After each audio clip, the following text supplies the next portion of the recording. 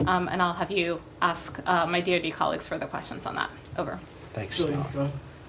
Mr. Ambassador, can you talk a little bit more broadly about how you see, since October 7th in particular, the Israeli government's conduct of humanitarian affairs versus Hamas's conduct of humanitarian affairs, broadly speaking? Excuse me? Hamas's conduct of humanitarian affairs? What do you mean? For an example, yesterday the State Department released the annual human rights report and featured Israel alongside Hamas I'm not in going the to first comment page. on the human rights report or any aspect. Right, so I'm asking you about the humanitarian conduct of those governments, because they were presented Yeah, side by I'll comment side. on Hamas.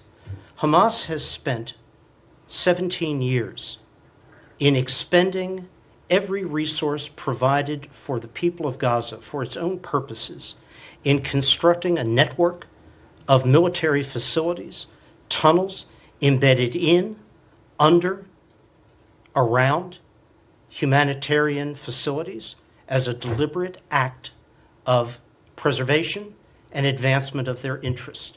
Hamas has sacrificed those thousands of innocent Gazans who have been lost after their brutal massacre on October 7th. Again, inconvenient truth. I'm going to keep reminding of that. Something happened on the 7th of October which precipitated all of this. Hamas's humanitarian policy is the opposite of humanitarian.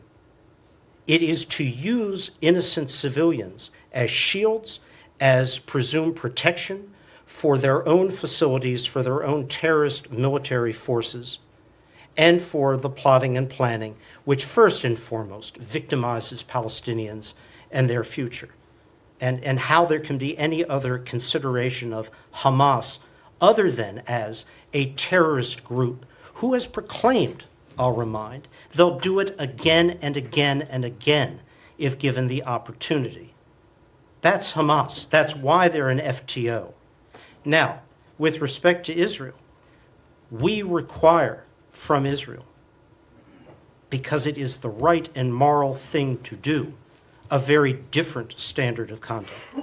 And as I noted in my remarks, the president made clear on his visit to Israel shortly after October 7th, it's not just strategically important for you to do this, it's the morally right thing to do.